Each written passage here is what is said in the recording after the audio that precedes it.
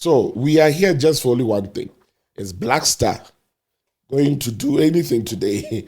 All right, because to me, I'm watching statistics of if they've ever done anything or won any game with Egypt. But I'm here with one of the best. He calls himself the analyst. He can do one magic, show you the details in which whatever he pinpoints that whoever is coming on board is going to make things happen. So I'm going to leave the platform for him to just do whatever you want to do. Ne? You are going to really explore, right? One thing, like Ghana for the money better so. It is a okay, all the same. Okay. Welcome to the studio. Good. I'm like one man commando, jack of all trades. I know everything. The thing is, I'm well abreast with time. Now, this is what is happening now. Okay. Today, Ghana need a must-win game. So our previous tactics in deploying to play Capo Verde did not secure a win for us. Rather, we went to a draw. And I could see people are talking about Mohammed Kudus. Mohammed Kudus is not our Jesus Christ. I repeat again. Mohammed Kudus is not our Jesus Christ. Remember, a team that wants to win must play a teamwork. So they must play a teamwork. So although his influence in the team can make us win because of his dribbling tactics and his ball sense, today I could see this is a possible lineup from our own third eye that the coach will possibly use with a game with Egypt. Remember, Egypt and Ghana has got history. The last penultimate game we met them, they won, I think, by 2-1 or 3-1. But we also had them on our backyard, and we won them by 5-2. If I'm not mistaken, they can correct me on the comment line. Now, with my expertise and my third eye, I was able to draw up a possible lineup which the coach will probably use in facing the Egyptians. Now, let us start. On the previous game, we had Richard Ofori, which was brilliant for us, saved us several goals that was supposed to save us, several balls that were supposed to enter the goal line. He still maintained his position. Richard Ofori, he's still going to be maintained in the goal post. Then we come to the right full back. Now, with the right full back, we are not going to have our normal Odoi. This time, they are going to use Ali Seidu. Remember, Ali Seidu is very skillful. He can poach up front and come back at the same time. In football, we call it, he's versatile. So this time we are going to use Ali Seidu instead of Odoi. Now on our left foot back is still, that is now the number 3. We're still going to have Gideon Mensah. With Gideon Mensah in the post, not in the post as a goalkeeper, on the left foot back, we're still going to have Gideon Mensah. Now we come to our position 4 and 5. With 4 and 5, remember we were having Salisu and Jiku in the previous match. And Jiku is the one who scored a goal for us. He still maintains his number 4. And instead of Salisu, they're going to change Salisu with Daniel Amate. Now, with me, let me now talk about the back line. I'm going to analyze on the back line. With my own opinion, not opinion coming from anyone, let me now assess them upon the coach's own tactics, what he's going to use today. Let us talk about the performance of Richard Ofori. Yes, the other time he performed extremely well. Perfect. He saved us quite a number of times because there were a lot of balls that were poaching onto us, and he was able to save us with these dangerous balls that were coming across and direct. Now, when we come to Jiku, performance of Jiku was brilliant. He even poached forward and was able to score a goal. So Jiku was perfect. So him maintaining Jiku, I'm very happy. Now, when we talk of Daniel Amate is very good, but compared to the other player, which was Gideon Mensah, Gideon Mensah, I think using Amate, Amate is a bit stronger than Gideon Mensah in the sense that Amate has got the physique and he can win the area balls and the 50-50 tackles. So he has got me there. I'm also abreast with the issue of him using Dani Amate. Now let us come to the defensive midfield. That is the number 6 and number 8. He's using Magic Ashimiro. Perfect. Very perfect. Very perfect. The guy was a dribbler, master dribbler. He shared the passes nicely. He was able to search forward, come back and tackle. So maintaining him, I give a thumbs up. Now with Salis Samet replacing Salis Samet is now replacing Baba Idrisu. Okay, Baba Idrisu, his problem that day was he was a bit sluggish on the ball. He loses the area ball. All the 50-50 balls, the Capo Verde were taking it from him. So changing him, the coach is on point there. Now, when we come to, that is, Magic Ashimiro was playing number 8. Now, Salis Samet is going to play number 6. So the changes is on point. Now, when we come to the front line, where we have the 11 and the 7, this time he's going in for a direct player called the Inaki Williams, where Pinto were playing. That is where my problem is. Pinto was very good. Was very, very good. To me, he was surging forward. He was surging forward, doing dangerous crosses, dribbling. But I'm bringing Inaki Williams. That's where my problem is coming from. This guy serves as a striker. He's a direct player. Handling the ball, he's going to struggle a little bit. Here, we need somebody who's a speedster. So I don't know how he's going to perform here. Maybe upon the coach's instructions and the training. That's why it's going like that. So he has changed Pinto, bringing in Inaki Williams.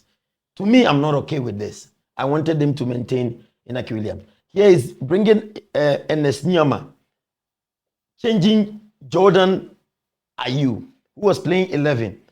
Now, here too, I've got a problem. But with Ernest Nyama is also very fast and skillful. But Jordan Ayew was giving them a bit of a tussle and hustle because he could control the ball, dribble, turn the players around, making players to commit fouls from him. So removing Jordan Ayew and bringing Ernest Nyama here, I have a bit of a problem. But these are my opinion. Now, this is what the strategy the coach has deployed. Now, Jordan Ayew is going to play 9. Now, his game now is going to play is that because he's skillful, that's what I think the coach is deploying.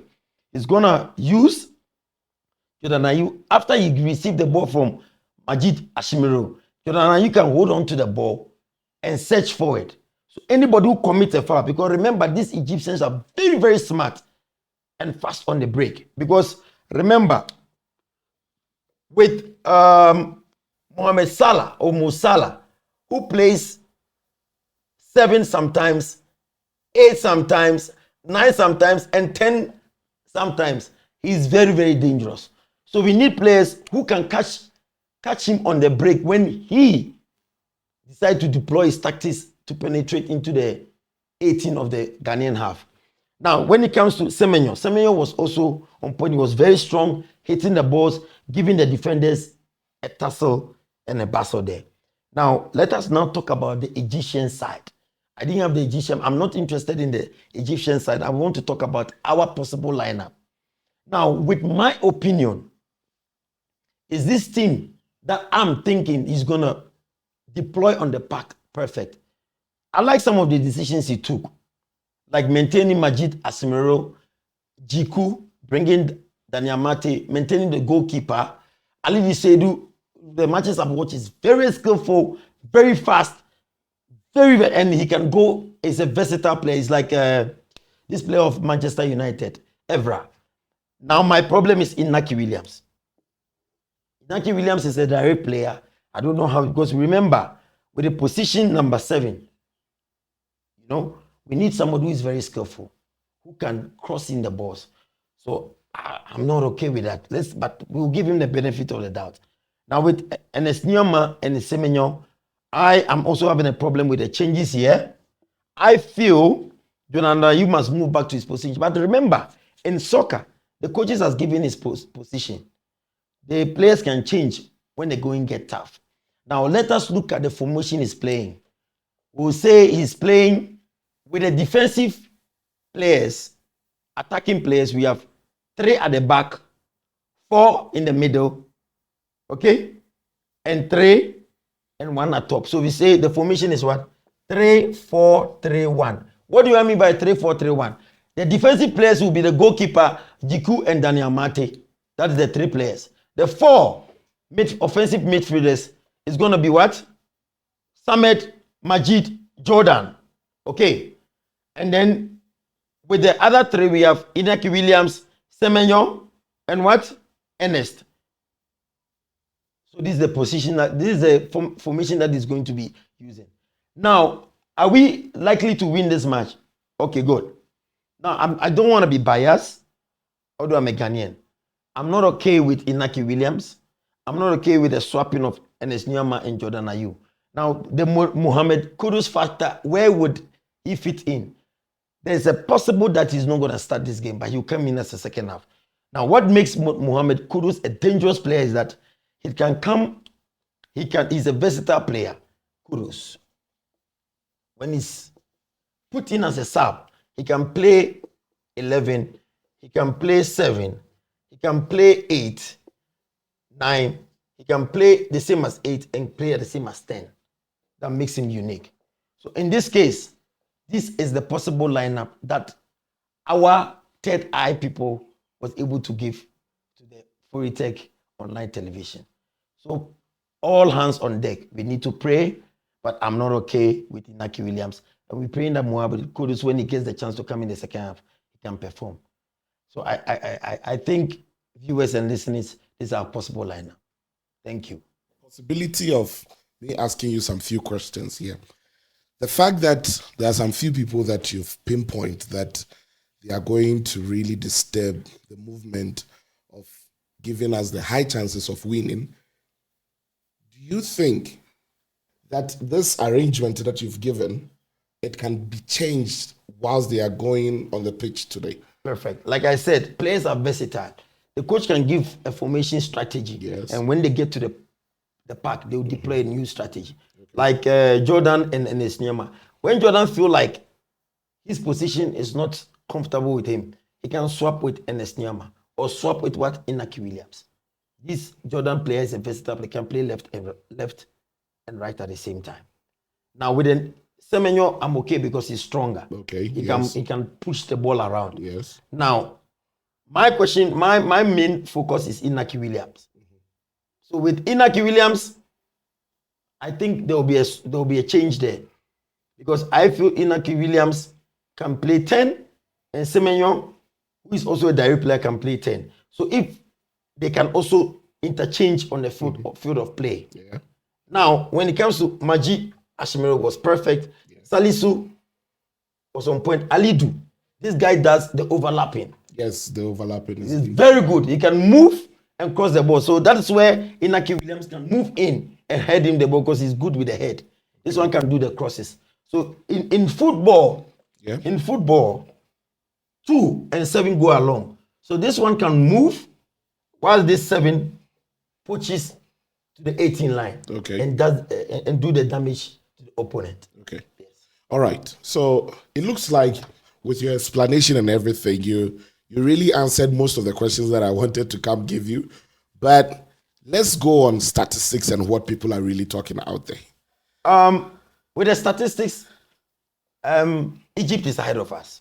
Sorry for using the word but because I'm trying to figure out, I don't want to give us false how do you call it? Statistics or percentages of winning both teams. But on the comment section, on my description, I'll give you the statistics between Ghana and Egypt. Because I know Egypt is ahead of us in terms of when the two teams have met and the number of times they've played. Egypt is a bit ahead of us. And in terms of winning the African Cup, Ghana has won it 3 times, but our last winning was 1982.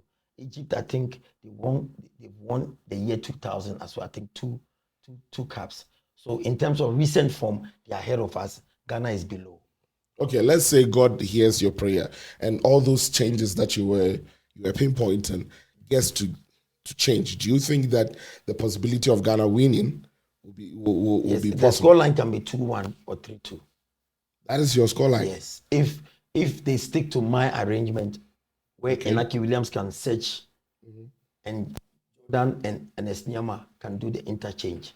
And Kudus will come in and do his damage. Kudus is a versatile player, can play 7, 8, 9, 10.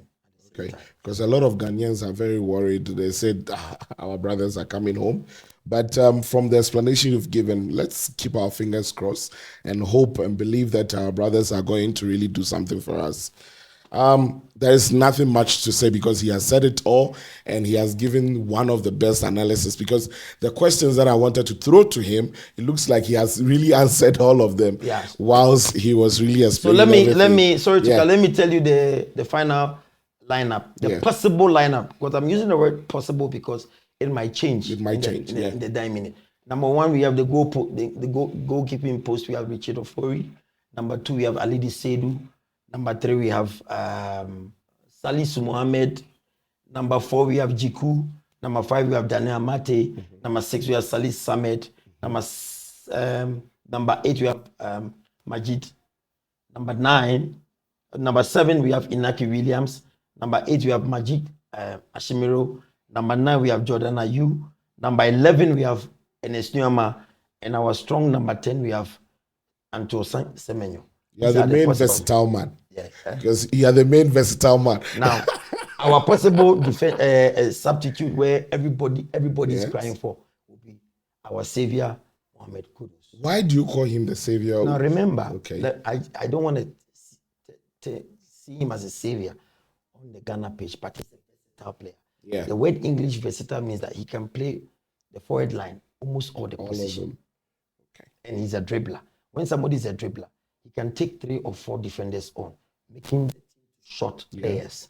Any last words to your friends and family in Ghana? Ghanaians must pray, sit behind the TV with popcorn. Those who don't have popcorn, don't have expensive TV like me, they can go to the taverns and watch TV. And you can pray. You can send your number for Momo. He will send you Momo money for popcorn. Yes. Ghana time is gonna be 8 o'clock. On Ghana time, because Ghana, South Africa is leading Ghana by 2 hours. Yes, so South Africa was 10 o'clock. Ghana is going to be 8 o'clock. So you glue yourself to the TV, pray for Ghanaians, and we shall call. We are way behind you guys. All right, so thank you so much for bringing us this. It's like this is my first time of seeing this. It looks cluttered, but it makes sense. But it makes sense with the explanation. I know viewers are worried why I did not bring the factor of Egyptians. I'm not interested in them. Wow. Let us put our possible 11. Yes. And then let me talk about them. I was not okay with the Inaki Williams. Now, on my next episode, I'll come and analyze why Ghana won or why Ghana lost, where I'll bring the 2 teams. I believe it will be why Ghana won. All right. Don't forget to subscribe, share, and then like. Whatever you need, any question that you want, just put you need to be answered, just put it on the comment section and we are ready to answer you at any time. He has given his last words and I believe that we are going to say hooray to Ghana. Thank you so much, Mr. Ofori. One and only King Shaker, the CEO himself. Thank you. See you. Thank you.